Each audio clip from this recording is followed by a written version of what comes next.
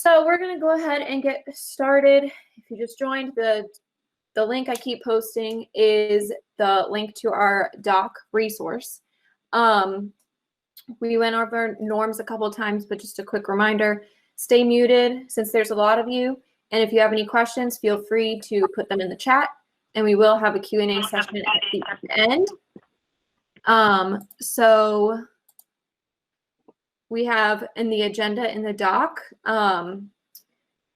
we will do our presentation. Our goal is to be done with our presentation by 2:30 so that you guys have about 20 minutes we can address any questions. You guys can share out ideas based on what we tell you, suggestions, because again, our lens as we share this to you guys is what can you use next week, right? Not something that you're like, oh, I'll get to that later.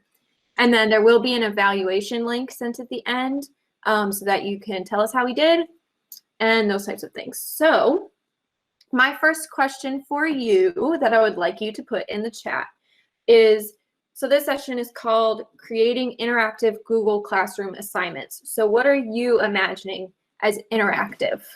What do you think interactive means?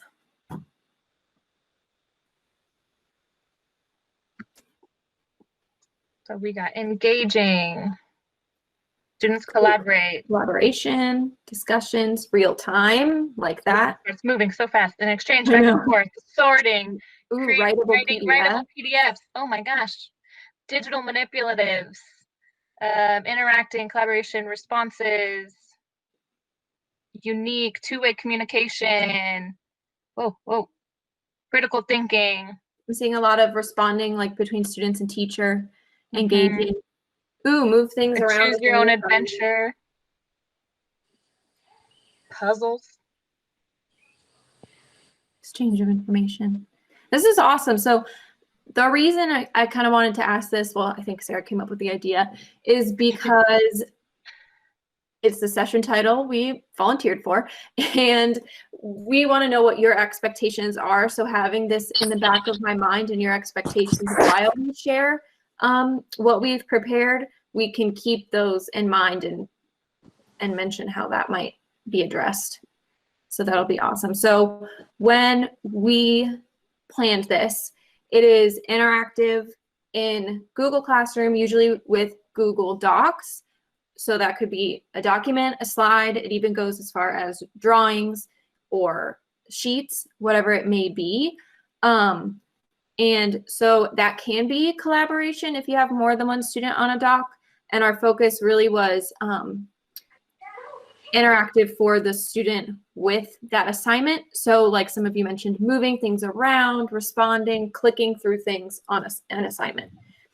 And I'll go ahead and address this now. A nice feature of Google and using those as assignments is you can see in real time, if you have a student document open, you can see what they're doing in there. And there's comment features, so that hopefully, can address the real time aspect when with the teacher and the student, you can look at the same document at the same time. So a note, a couple people brought up kids being able to collaborate with each other. The docs and slides that we have created as examples were created as like individual assignments, but can totally be used. You can assign them to specific kids, like 2 kids and one to share a document. You can show them how to share a document for them to work in a small group. There's different ways for that to be worked out. So right now, the focus was them interacting with the assignment. Was where we started. Yes. Okay. So I'm going to share our next kind of check-in question. We are wondering where you think you are at with these skills.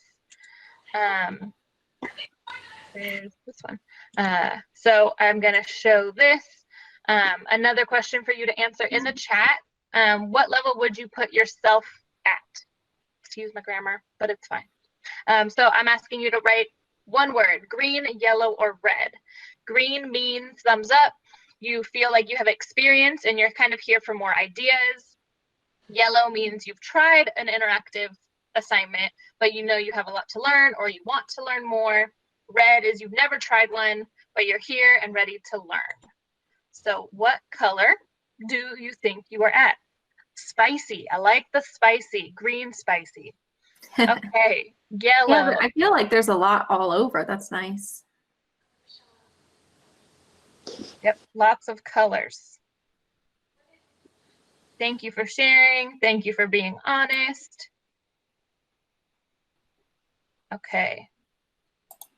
Yellowish. I like a yellow-green combo. See? Everyone makes their own. It's a bell pepper salad. Okay. Yeah, so we just wanted to kind of see where we were to be able to guide which documents we use as examples today. Mm-hmm. And I did add this Jamboard into the bottom of our document if anyone wanted to replicate something. Oh, awesome. Thank you. I know someone joined right before we did the check-in, so in just a moment, once I'll share the document link again, which Sarah just did, so that you can see our agenda. There's a link to the attendance form, which you should make sure you fill out, and lots of resources, some of which we will use today and others that we might not. Our goal is to hopefully overview it with you, but the important thing is you have it. So I'm going to go ahead and share my screen. Judging from the fact most people said yellow or green, this might not be new to you. So I'm gonna go pretty quick, but if you're red, if you don't know what I'm doing or you get confused or you lose a step, don't fear. In the resource doc, there is a YouTube video. It is the one YouTube tutorial for Google Classroom assignments. And she goes over exactly what I'm showing you. I put a timestamp in there as well. And then she goes over even more if you're that unfamiliar with Google Classroom assignments. So when our focus for how we created everything is as if we are putting our assignments, the templates, and the things we're showing you in Google Classroom. So you would go to classwork, you would create an assignment, and then all these fun settings pop up. So what you would do is if you have any sort of Google file, whether it's a doc, a slide, something you want the kids to interact with, you would add it. You can click right in your Google Drive. And, you know, if you have it in your drive in a certain folder, that's great. If you have it in your recents, I'll just pretend with our agenda. So the main thing is that there's these three options. Students can view file is basically how you guys are seeing the doc right now. You can see it, you can click the links, but you can't do anything to it. So that's like if you're just trying to give them directions or links to things. Edit file is... Could you zoom in your screen, Grace, a little bit? Yeah. Thank you. Does that help a little? Yeah. Let me zoom in more. No, thank you for asking. Yes, thank you. I mean, usually, okay. So under, when you have the materials and you add something from your Google Drive, let me just do that again. You have those three options. So there's view only. There is edit, which is the one we're not really getting into. It's the one you need to be careful about, because if you say students can edit, that means you and all 20 to 30 to 40 to 50 of your students that you're assigning this to are editing the same exact document. So if a student deletes something, it's deleted for everyone. So what we're kind of focusing on today is making a copy for each student, because that lets them edit it and change it or type things in, but it's only on their own version. And then you can go see their version of it. So I'll kind of show you really quick that once you assign it. While that's loading, just a fun fact, make sure you only have this make a copy for each student option when you first create the assignment. If for some reason you made your assignment and then you decided you wanted to go back and give everyone a copy of something, you do not have that option. It's kind of like passing out the worksheet and then wanting to change something. You may have to make sure you make that change on your master first. Yes, very good point. Thank you. So then you won't really be able to see it because I have no students in this test classroom. But what you will see when you click View Assignment is there's student work. So at this point is where you can, where those interactive things come in, because you'll see thumbnails of each student's assignment. And as they're tiny little thumbnails, but as they edit the assignments, sorry, I'm gonna not read the questions. Don't read the chat, I got it. I know. So as they edit their assignment, you might see those edits pop up depending on the type of assignment. But this is where the student work tab is where you would see all their individual copies once you have made a copy for each student in the setting when you created your assignment. So again, the explanation between those three things will be in the resource doc and a video I provided, and she also addresses the other things outside of it as well. But the main thing you want to remember is that you make a copy for each student rather than having them all edit the same thing or sending it as view only where they can't. Oh, good question, Greg. They don't have to turn it in before you see it. So as they're working on it, you can click in it, you can see it, you can work with them, type comments. You have editing rights to each of their assignments as well. So you can edit things for them or with them in the document before they even press turn in. And one of the things that I tell my students is that when that they must turn it in when they're done, and that means like that they have given me permission to grade it, so that I now know that they are completely done and they're not going to go back to it later. And that's another tip with the work. And someone asked about students accessing their work after you return it. They actually access it the same way. It goes back to that same assignment. So once you grade it or give feedback and return it, it's in the same place. And one more comment before we move on. I know there's tons of questions. As far as I'm aware, once they've turned it in, they cannot edit it anymore. So they can unsubmit it. Yes, they can unsubmit it to edit it. And I have, for example, and it's an example that is in the doc, is a reading log. So the reading log they're going to use every day. So if they turn it in, they can't continue to use it the next day unless they unsubmit, or if I return it to them, then like Sarah said, it's exactly like it was when I first assigned it. They can go in and edit it. So there's a million questions in the chat. I don't want to get too bogged down with this just right now. They're all good questions. I do want to be able to address it, but just for the sake of time, I'm going to pause on the Google Classroom questions. I think general things, if you're having issues with due date, make sure you set a specific date and time. And students do not get a notification, not that I know of. I also have 6th grade, so they don't have email, so that might be a better middle school teacher question. And students do have the ability to unsubmit their own work. So the students can create a blank document in an assignment themselves. They can press add or create and then pick one. Okay, so we're gonna move on to an example of an interactive assignment. So as you might have seen in the document we shared, there are many different examples. Some of them are general and not editable, but once you make a copy, editable. So let me open this up because I'm going to show more than one. Nope, not that. Nope, not that. Okay, so first, let's look at our resources. So this document we've sent to you, maybe we should throw it in the chat one more time, is organized with doc examples and slides examples.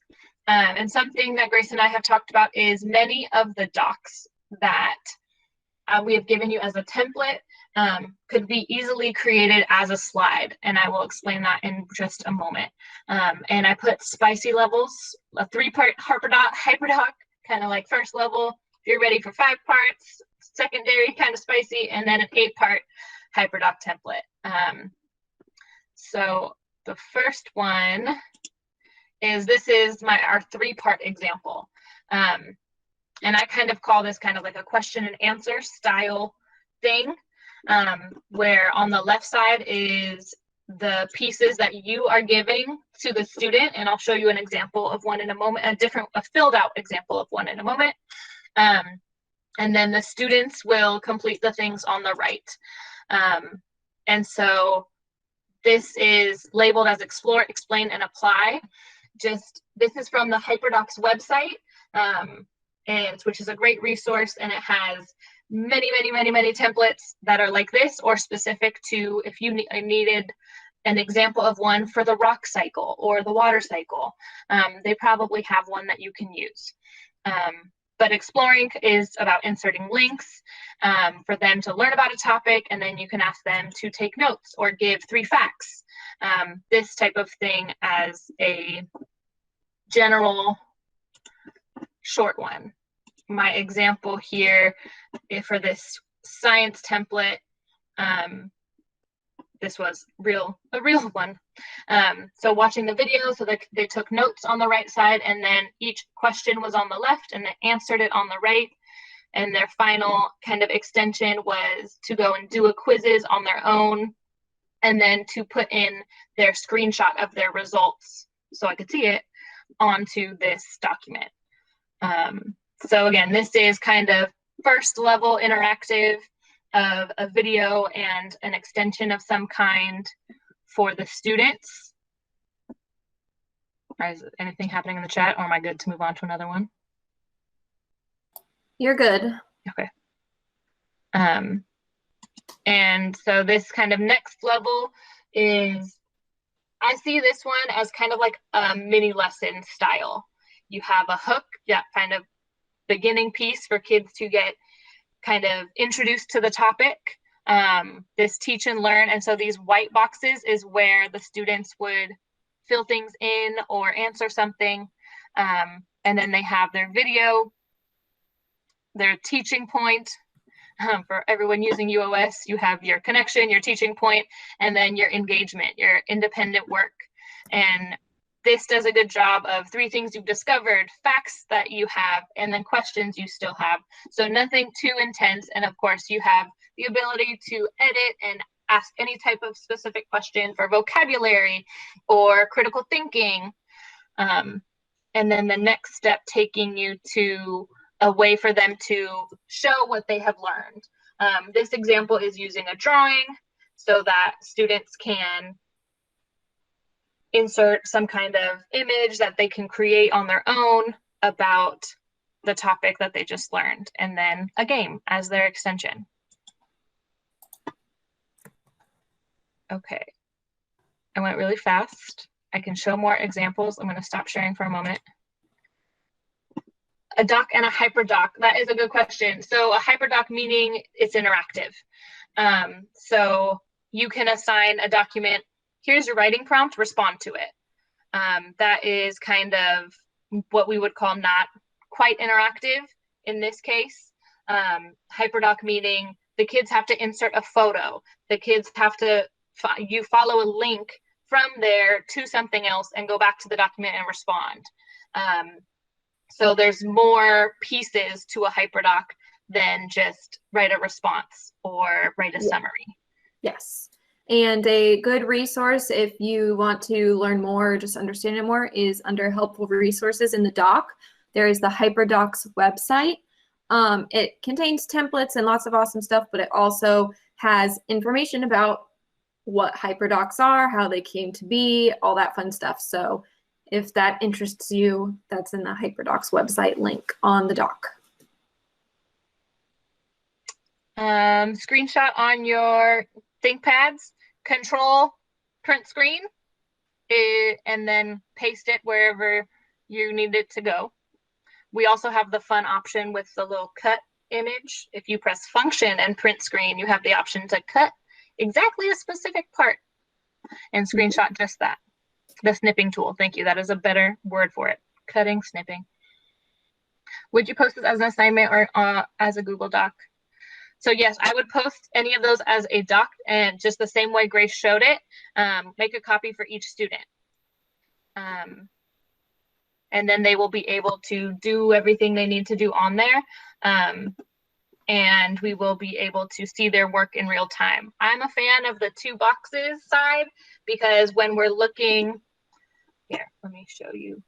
I know many of you know classroom intricacies, but one of my favorite features, nope, wrong thing.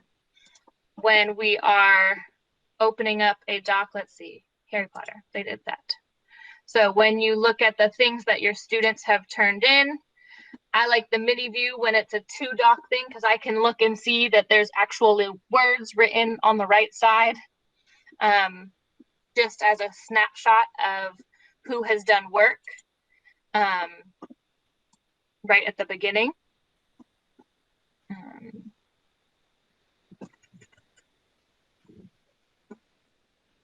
Yes, and the color is helpful for a lot of students as long as you use the lighter colors, because some kids have a hard time with the bright colors.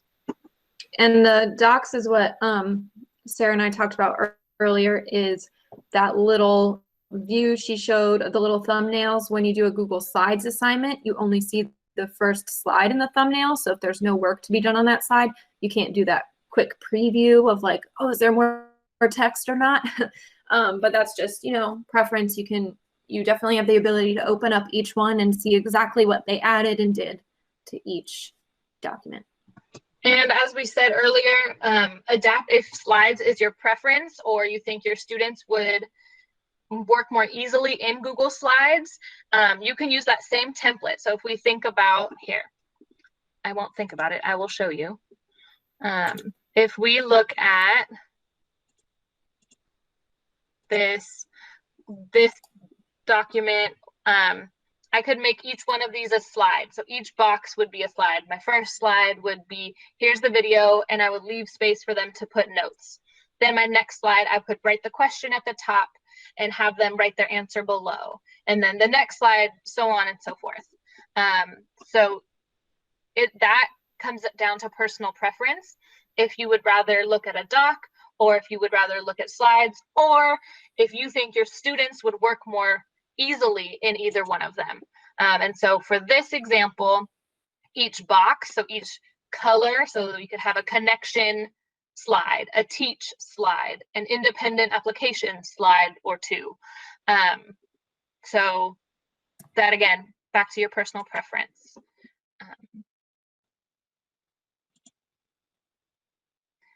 Yes, so that was just if that is your preference for your students being able to work in easily or you being able to grade in your own specific way. Okay, do you want me to show a slide? Oh yeah, we're gonna do a slide right now, go for it.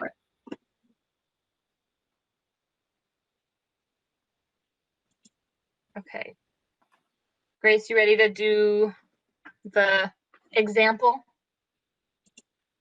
Yes, with the Google Drawing stuff. Yes. Okay. So while she gets that, one of the things that we found and put in the resources is a folder of Google Drawings for graphic organizers. So we are going to show you how to use a graphic organizer to create an interactive lesson. And she's going to walk you through it step by step. And I have also created a slides step-by-step piece to be able to go back and try it again on your own. So if we're moving too fast or if you have more questions, don't worry, we have a step-by-step tutorial. Yes, so I'll show that really quick. Sarah made the awesome step-by-step and helpful resources. It is right here, step-by-step directions for transferring Google Drawing to Google Slide. The steps also are useful anytime you want to change a slide background, so I'll kind of talk about that as I go. And this, I believe, is the spiciest skill we'll be teaching, so if you feel overwhelmed, don't worry about it. So as Sarah said, in the resources, there's a Drive folder with tons of graphic organizers that are great. I just happened to pick this story one. And Google Drawing, great question, is on their Chromebooks. It's just part of the Google Suite. So if you wanted to assign this to them as is, go for it. I'll show you some things you would want to change first. But if you aren't comfortable with drawing and maybe your students aren't as much and you want to put it in familiar template like slides, then I will show you. So for instance, you wouldn't want to have insert your title here on the slide. So I'm just going to put test diagram. As this says here in this box, you can write instructions or not. I'm just going to take them out. And so this is what I want the background of my Google slide to be. So what I'm about to do is I'm going to have this as a picture and set it as the background of my Google slide, which means it won't be a text box or an image that students can quickly and accidentally delete or move. It will kind of be a set. So when you have so for example, because we got this great folder of graphic organizers that are in Google Drawing, but this is the same if you make something like this in Slides too. You can click File, Download. JPEG will work as well, but I have heard that PNG is just higher quality naturally, so who knows, I could be wrong about that. But when you download it, it will likely pop up in your downloads wherever your downloads go. So Grace, I'm going to pause you for just a second and ask you to walk through that step one more time. Okay, perfect. So I'm going to click when I have it ready to download as an image, meaning I can't adjust anything else in it. This is a Google Drawing file. So if you're not familiar with drawings, it opens up just like a Google Doc or slide.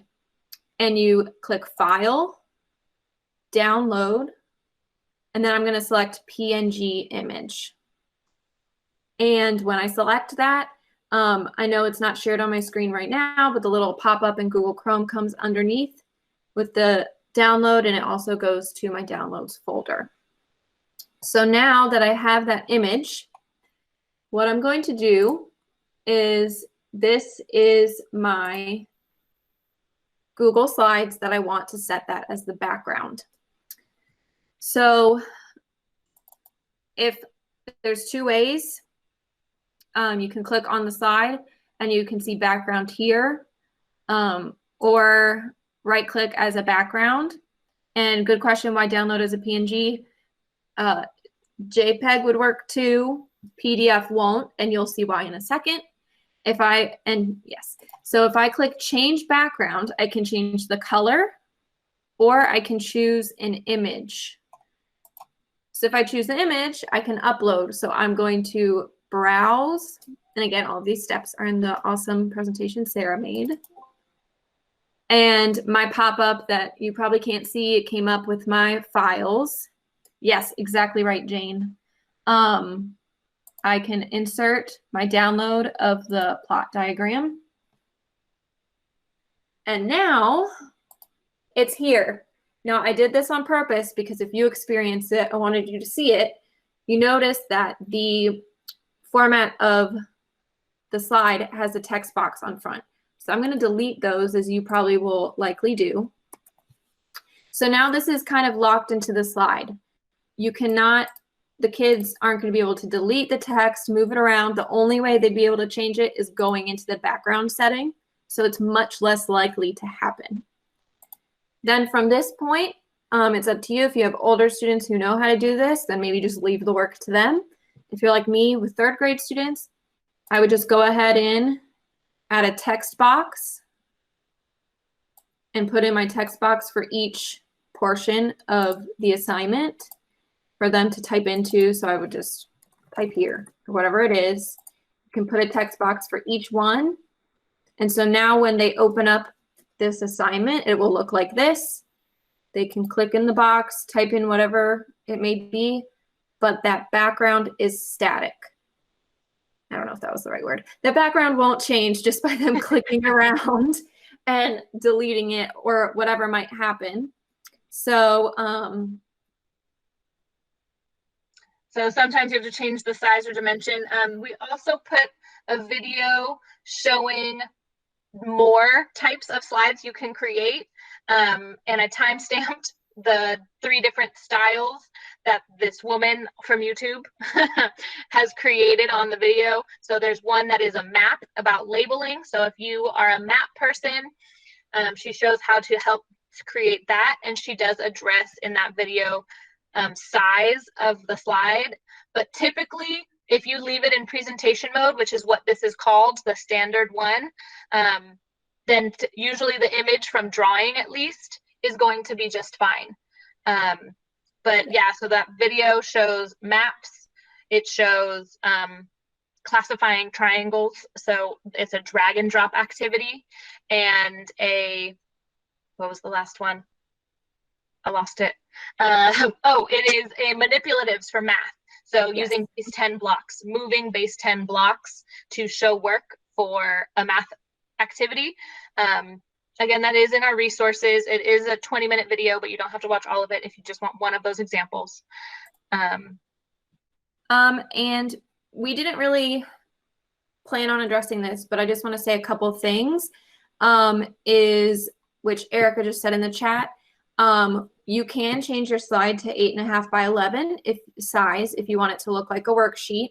And some of you said, how to make interactive worksheets at the beginning, and then someone just asked about if you have a PDF. The only thing is you can't, when you go to background and choose image, PDF files will not be able to be uploaded. So It has to be an image file like JPEG or PNG. But theoretically, this is a way, I believe, I want to say in the Google Classroom that the district has made for EdTech.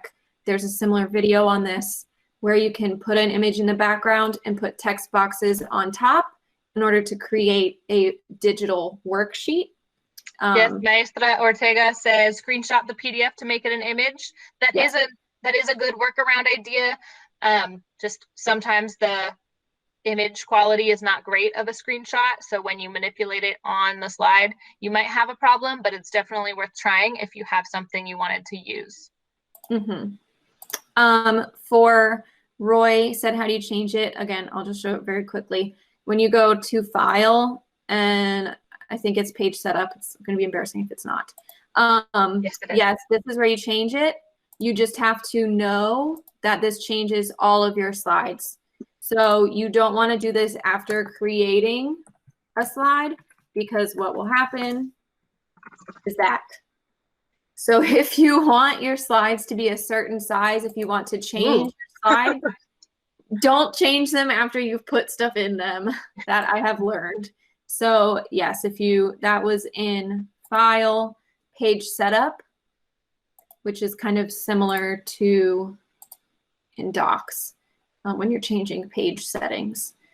But the default is the widescreen 16 by 9. And Erica and Roy are talking about customizing it. So yes, you can make it custom. So if you do have a PDF that is a worksheet size, it could be worth trying to make it into a worksheet size paper and then inserting that screenshot that we were talking about. So yes, many ideas. And I know we went through that quickly, but we did want to leave time for questions and such that, lost my agenda. But again, we do have a walkthrough step by step for what she just showed, for you to be able to reference it on your own. People are talking about Snipping Tool on your ThinkPads. Just a reminder, if you hold down Function, FN, and Print Screen, there's a little scissor snipping picture on that button of Print Screen. And if you hold that and press it, I wonder if it'll work while I'm sharing my whole screen. Might not. Let's test it out. If I show my entire screen. Yeah, it might work if you're showing your entire screen. So if I press function and print screen, this snipping tool shows up. Oh, you're not even seeing my screen yet. Oh, wait. Okay, so this snipping tool, now you can see it, shows up, and I can press new. And now I can decide who I want to take a screenshot of. So I'm going to take a picture of Miss H. Bradley and Grace. And now I have this as an option to save. And you can save it as an image, or you can copy it and paste it wherever you need it to be. So you're welcome for being the examples. Sorry and thank you. Miss H, I love you. Really quickly, because technically, according to the agenda, we have 10 minutes before we'll address more questions, or you can share out any ideas, because really there are so many templates online, but that overwhelmingness is why we decided to give you in the resource doc a handful of ones we thought you might like. So those include the docs Sarah showed. Under slide templates, there is I'm gonna show the doc. Okay, perfect.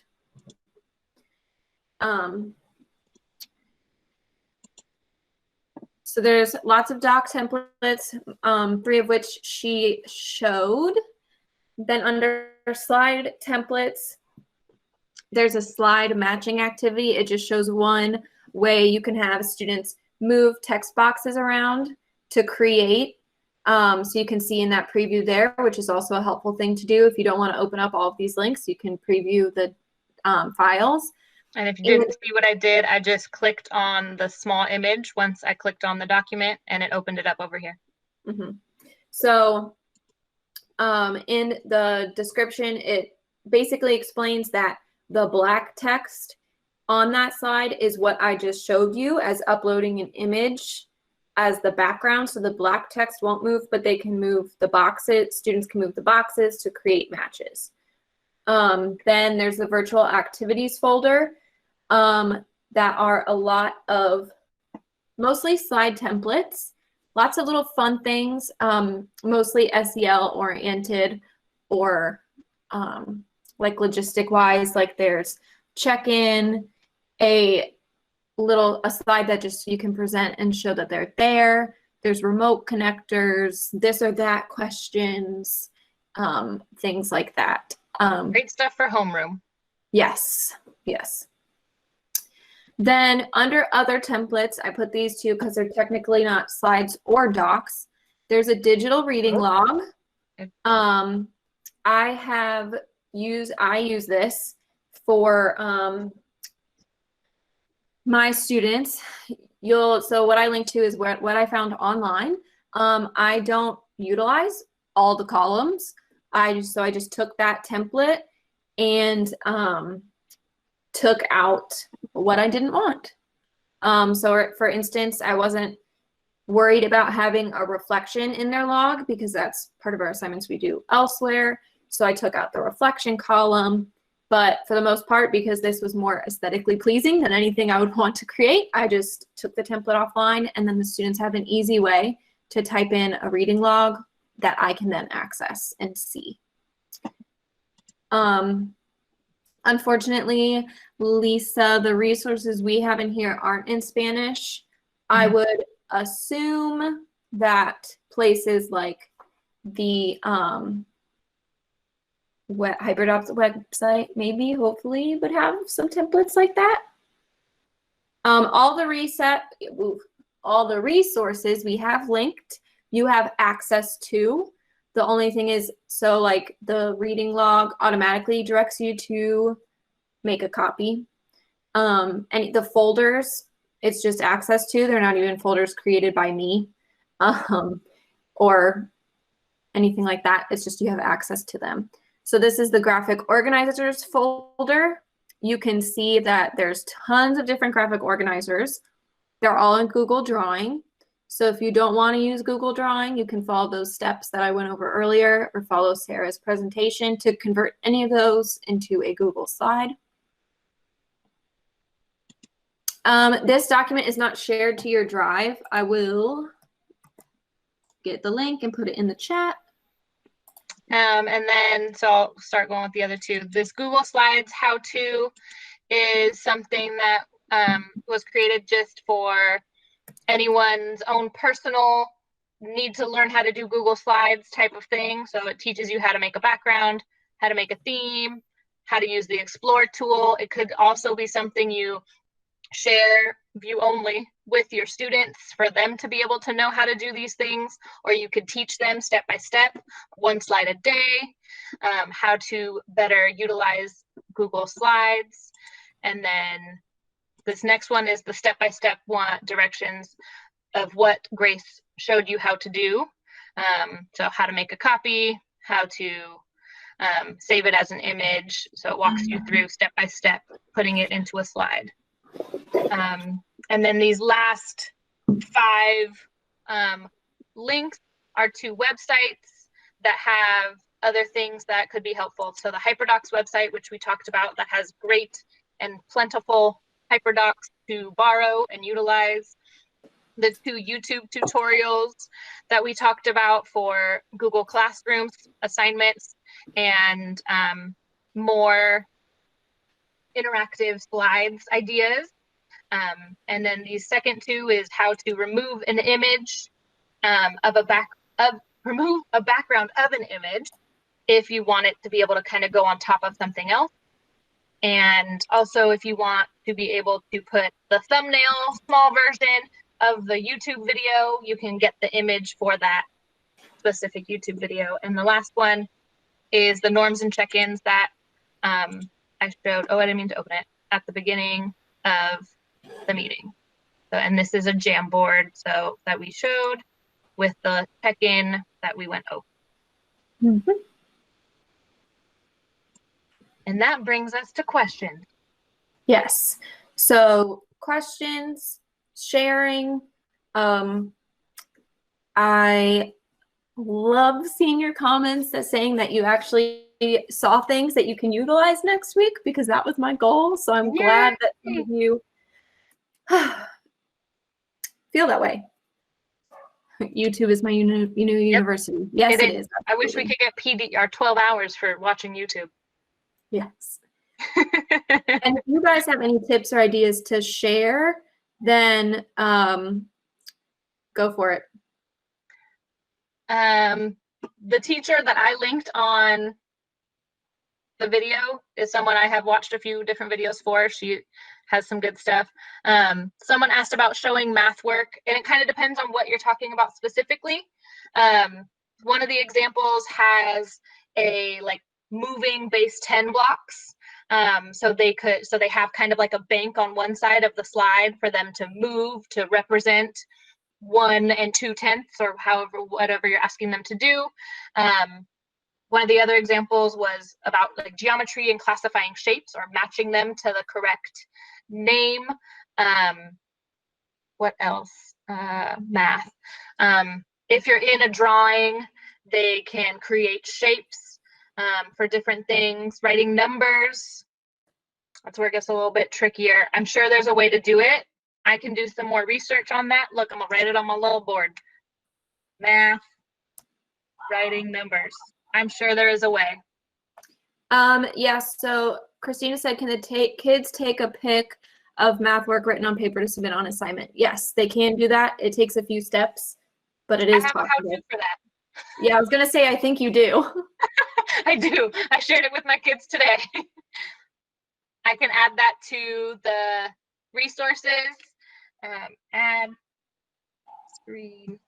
Okay, I will do that. Genius doesn't happen on decaf. That sounds like a good t-shirt. And don't leave, because we still have an evaluation. We have an evaluation to give you. We're just doing questions right now. Class Kick Basic is a great way to show math live. You can upload pages of McGraw-Hill with the screenshot tool. Easily links to Classroom. Thank you, Forrest. Jamie or Jaime. That is a useful tool that people could try. I'm not sure about future PDs. I mean, hopefully that would be nice, right? And Yeah. all the sessions, as far as we know, all the sessions that have been going on today have been recorded.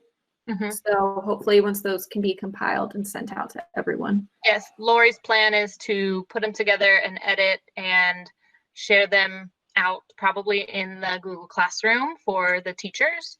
Gregory Jensen, if you make a copy for each student, do students skip the create step for that doc?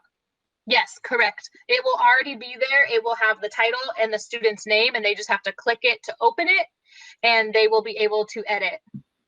Sorry, Eric already answered that. Thank you. I just had gone back. More questions, PD.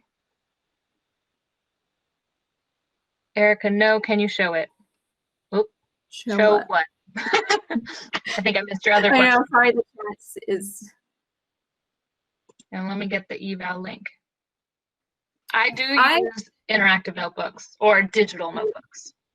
I have not yet, but I know that in the Google Classroom resource that Lori does, she posted a resource recently that had about a really good interactive digital notebook within slides and tips on how to use it, and so how you can edit it as you go and add things to everyone's as you go. So I would definitely check that out because it looked like a really good resource. Hers is probably better than mine. Yes, for high school students for sure. Yes, that is in the Google Classroom. EdTech Google Classroom. EdTech Google Classroom. I will go grab the code really quick if we need it. And the way I've been using it just for a week now, but I just have it set up for a reading, a writing. Thank you, Darcy. Hi, Darcy. A reading, a writing, and a reading log section. And so we're using it during Readers and Writers Workshop. The kids are writing into their digital notebook and then turning in when they're done with their submissions or entries. It's one thing I have done. Yes, thank you. Is it Kevelyn? Thank you for reminding people. I got a nod. I said it right. Google, the EdTech, and set your email up for alerts for it because then you won't miss anything good. Exactly. That's how I know about it. It's the best resource that Lori and Darcy have put together. I know some people get overwhelmed by emails, but it's literally as simple as, oh, hey, Lori added a digital notebook resource. Now I can delete that email and I know it's there. So now that you guys asked me, I was able to share it. Yes, Lori and Darcy for the win. Somebody asked about Pear Deck. I used it a bit. Yes, I was told not to talk about Pear Deck because it is not something we need to focus on right now. It can be overwhelming, but that is a resource people could look into for interactive activities. But again, take it on your own. Oh, Emily, can we edit the resources here? So yes, most of them you can't edit in the link. What you do is you file, make a copy, and then it is yours to edit. That was our goal, is to give you an example. And then, you know what, at least in my experience, what we do is you just find a cool template and edit it to what you need. So you're not like making pretty things all on your own. That's too much. Which brings me to another link I'm going to add to the resources is Slides Mania, which has awesome pre-created slide decks templates. So that's where I got my digital notebook and then made the edits that I wanted. And so that is another great resource for people wanting to find. They have planner styles. They have Let's Be an Astronaut styles. Thank you, Darcy. So there's the link to the specific post from Google Classroom. What is the best way for students to share photos of what they're working on with the whole class? It's not the first time I have heard that question. My easy answer, it would be during a meeting or on a Padlet or on a Jamboard. Those are also ways that students could post an image for everyone else to see. Is there a limit on the number of total students? Total students where? Did I miss it? I don't know. Someone said, what is the way kids can take pics of written paper with their Chromebooks of work to share? I believe Sarah said she has a resource, so she'll add it. I will add it. For Jamboard, I don't know if there's a limit. It's a good question. The link set for slides. Which slides? There's many. So Darcy said 50 on the limit on jams. There's various limits. So like the shared doc we have, I think that's a huge limit, like 500 on a certain doc. The slides she used, it's all in the doc. I'll send that again.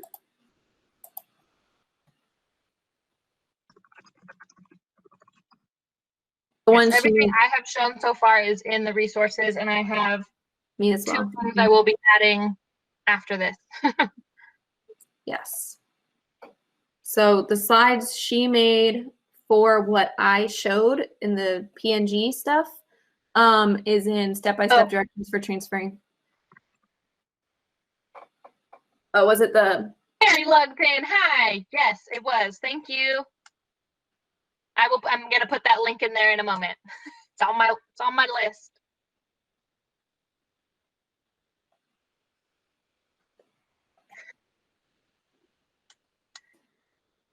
Okay. So the questions are slowing down, which is good. Everybody take a breath. That was a lot. Yes. Yeah, thank you, Mary. And I saw that big breath. Again, our goal was to show you something fast, so you could pick one tidbit. So let's get some shares. What is one thing you want to try next week? Type it in the chat. Are you putting resource to put written work? Yep, I'm going to put that on there too.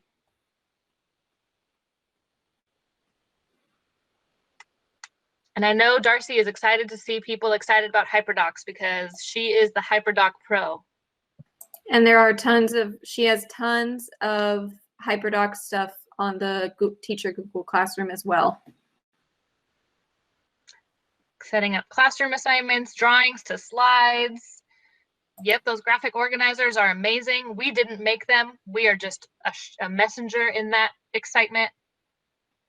Yes. A planner from Slides Mania. Yep, that's a good one too. Jamboard to do interactive sharing. A note about sharing with Jamboard: when all the kids are on it, it can get a little crazy. I've done it. So talking about a couple norms and expectations before you give them the link is going to be your best practice. But the good thing is they can't mess with anybody else's post-it that they've created. Just like on a Padlet, they can add stuff to it, but they can't edit anyone else's. So that's nice. Yeah, and a nice thing I've done with Jamboard is I've been using it in small groups. So if there's like me and 6 kids, I can see who's doing what because their little Google icon comes up as they do things. So that's nice as well. Very true. Okay, I'm going to throw the eval. Oh, no, that's the attendance link. My bad. I'm going to throw the eval link in just 1 second once I copy the correct one. And just in case it gets lost in the chat, I will put the eval link in the doc as well for a short period of time. I don't know the rule about that. The rule about that, but I'll put it there for now. Go team. Good job, Grace. Thank you. Jamboard as a modified reader's notebook. Nice. For kids who are overwhelmed. Good ideas. Where do you access the HyperDocs? There is one of the bottom resources. There's a link on the resource page that's called HyperDocs website. That's the main hub of places, and there's a few examples at the top of the resource doc. Okay. So did we have to do anything else? Oh, we go for 10 more minutes. Oh, okay, my timing was off. My bad. It's okay. I think it's fine.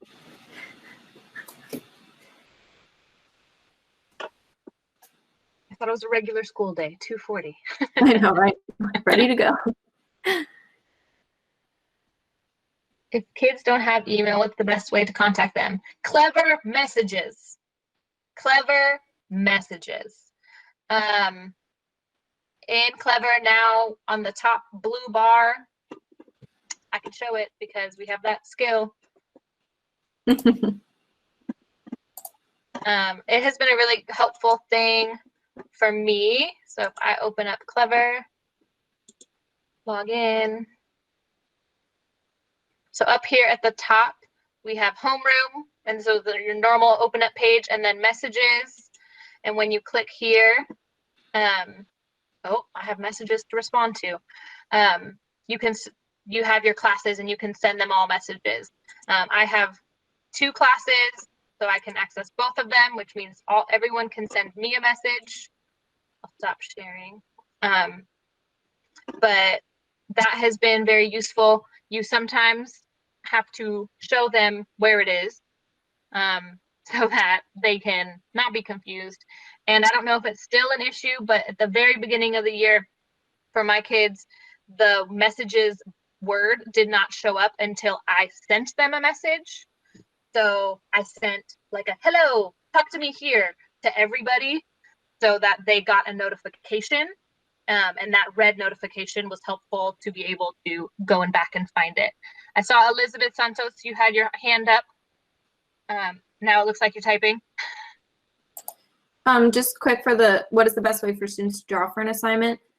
I haven't had that, but my first inclination would maybe be Jamboard, but then again, you can't assign individuals, so maybe not. I don't know. That's a good question. If anybody else has a good idea on how to draw for an assignment. Yeah, you can draw on a Jamboard, but you can't draw on a drawing, which seems dumb. Yes. Is there a section where you can comment and provide feedback to them on Classroom? Yeah, on any, go ahead. I was going to say on any of their docs, you can add comments, just like the comment function. I also, with some of my students last year, because they were in 3rd grade and comments might not be as intuitive to some of them, you do have edit, like you can edit their doc. So sometimes I would type something and highlight it in a different color so when they accessed it the next time, they can see it. Because you have that ability when you assign things to them. But comments are a really nice way to have that feedback. Ooh, Claire with the win. You can assign individual Jamboards, make a copy for each student, and then they can draw on that. Thank you, Yay, Claire. that's what I was wondering if that's possible. But yay, thank you for saying that. Yes, you can type right into the doc. Honestly, I choose the comment function over writing into the kids' documents just to give them power of their own work. So make a suggestion instead of make a change. And then that way it doesn't like mess them up. They're not sure if they can erase what you did. Yeah, when I did that, it was just on like a to-do list type of assignment, not like actual work. Yeah, Class Dojo has some great features, but I know that everyone's using Classroom, so that's why we've stuck with that. What else? I saw a couple of things. Oh yeah, Amina, is she there? She did art last year. What was it? Paint 3D? If you can find that link for me, Amina, I'll add it to the resource. So that kids can do some digital drawing on art, and they could probably use a stylus, they could use their finger. There's all types of fun stuff that they can do on there. Chrome Canvas, says Miss Kidd. Are your comments permanent? Or they will be able to resolve your comment, yes. They could also erase whatever you wrote, but there is a record of the comments that you make. So if they say they didn't see it because they made it go away, you still can pull up the history. Auto draw is one.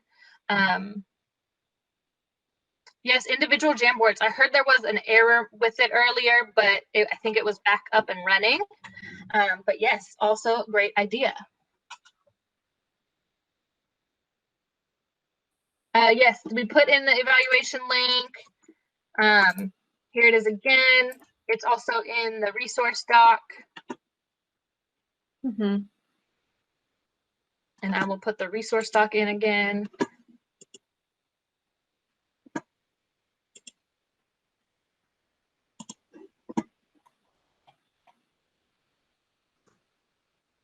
Can you broadcast a message using for all students? No, I don't think you can. That's where you can use like class announcement. That broadcasts to all of them on your teacher page, but not within the messages function. Right.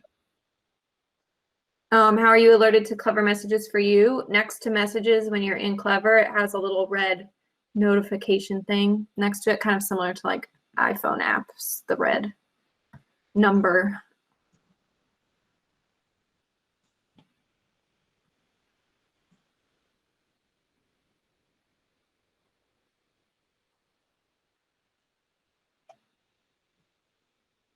Oh, that's what it was.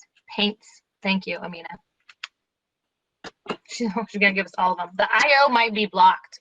Some of the IO stuff is blocked for kids, but the other one worked for sure. Mm-hmm.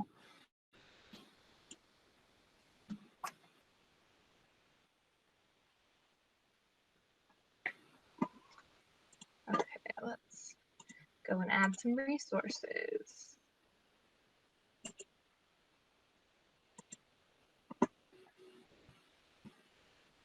Ooh.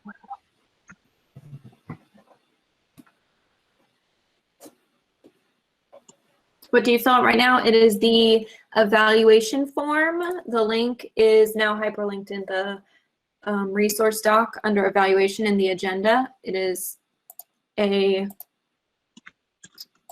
bit.ly link that's now again in the chat.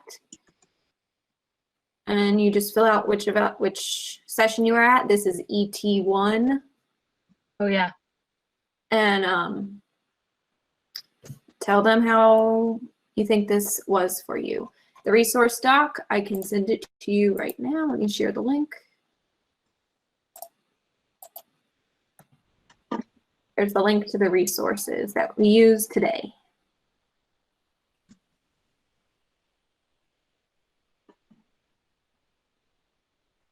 Okay, I'm adding some links to the resources.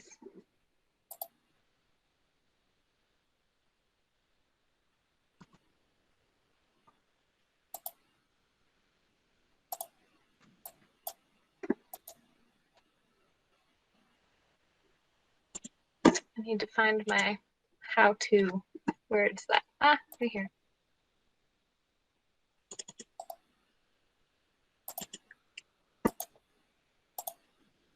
You don't have to make a copy of the resource doc. You have it in view only mode, so you can't mess with it. But if you would like to, you can. The only thing about making a copy is if we do any edits, you will not have any of the new information. You will have the copy of it at that time. Yeah.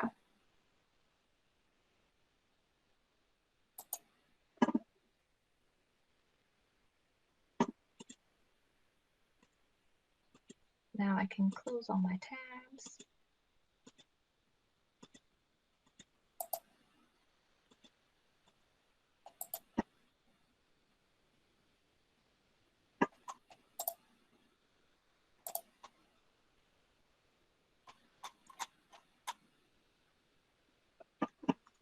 You're welcome. Thank you for all engaging and listening and staying with us as we move fast. Yes. And being willing to be here and learn. How much did you use technology before distance learning in the classroom? That's a very big question. Yes.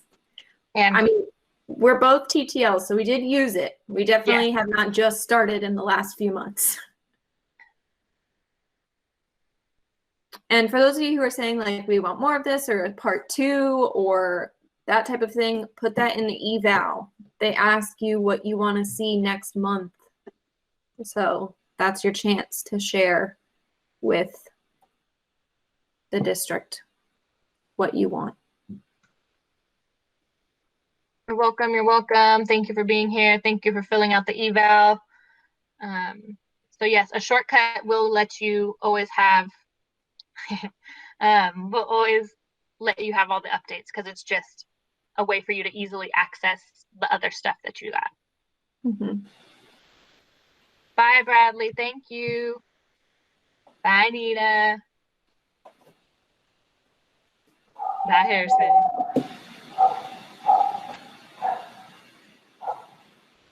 Yes. You're welcome for homework. Weekend homework, Mary. I know it's your favorite. But it can be fun.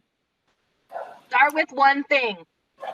Because this can be overwhelming. Just pick one. Just pick one thing to use. Yep, for sure. Yes, Christina, that is a huge compliment. Thank you. Have a good weekend. Oh, thank you. That is, yeah, that's a feeding my ego, you guys. I know. I'm gonna be all excited for the rest of the day. Out like sauerkraut. I'm gonna use that.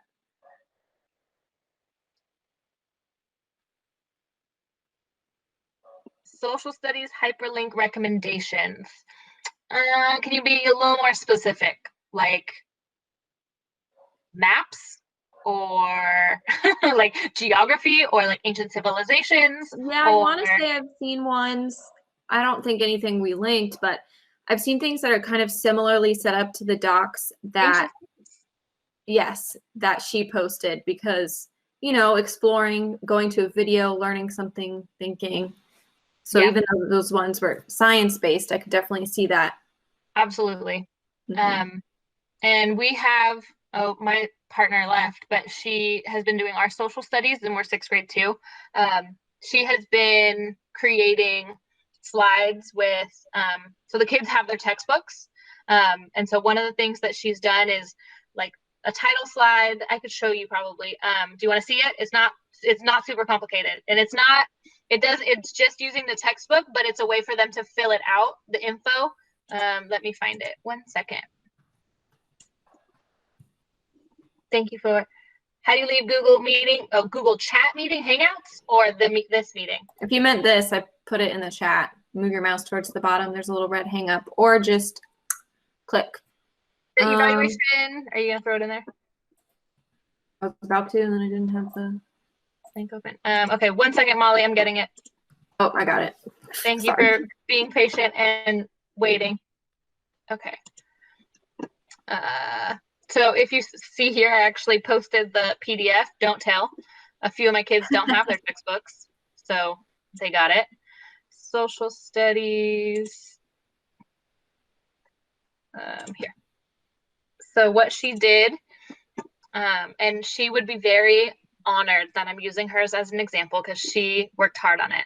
So this is just a simple, here are the definitions. They were told to make a new slide for their definitions or words, and then the definitions, and then the questions that she wanted them to complete.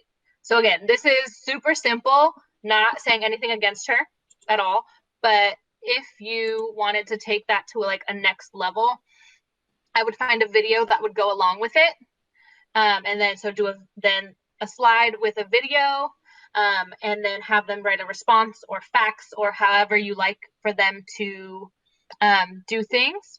But yeah, my science template about rocks and erosion, you could totally use that type of template for social studies, and you can make a Kahoot or a quizzes because you can assign that for them to work on independently. They don't have to do it live. Mm-hmm. Can I share the digital notebook I created? Okay, but don't judge it. Where's Jordan? It's not the best. It's just a starting point. Won't judge. Yes, I will add it with reservation.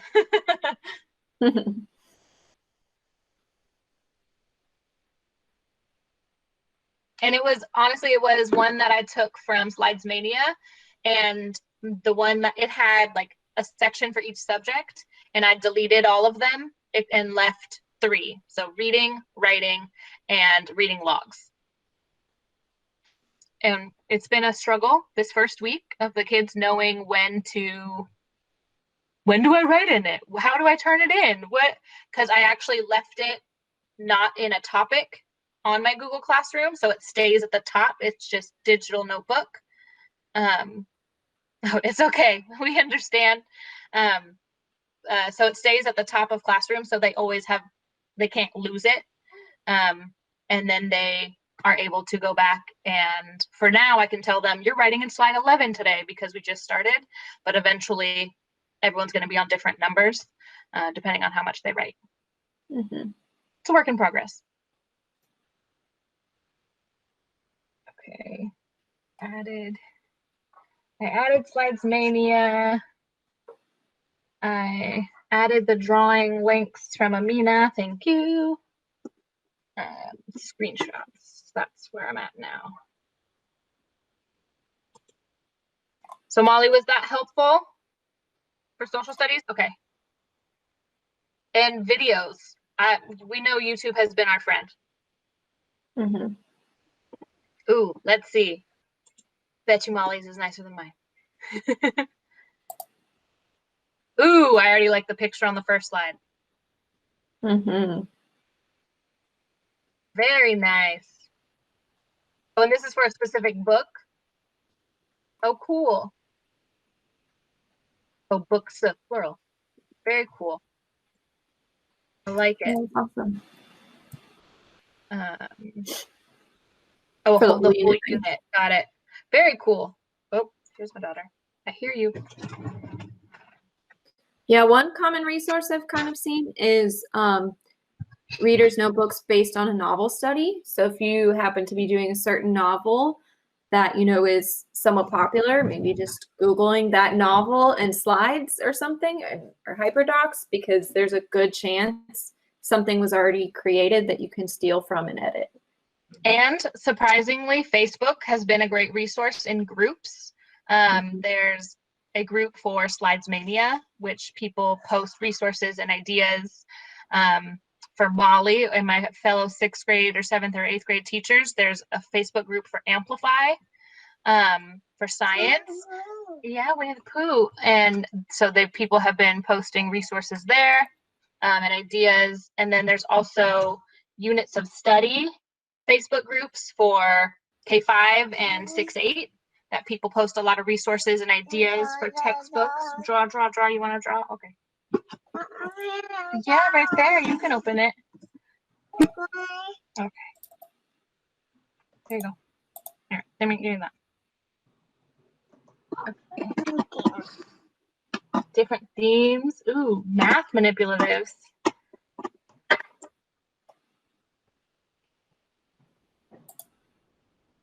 Oh, I need my arm. There. Oh, that is a long list of things. I don't even know. Oh yeah, I was just scrolling through it. I was like, I don't even know where to start on that website. I'll leave it open. Bye, Molly. Thank you. Okay. Okay, I'm adding the tablet how-to right now. Anyone with the link can view.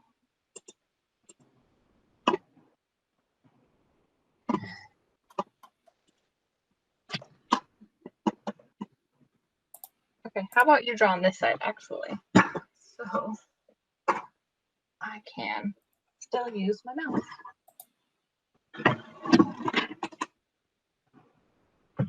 There you go. Do you think we're good to stop recording? Oh, yeah. Earlier. Like, she's like, I don't need all that.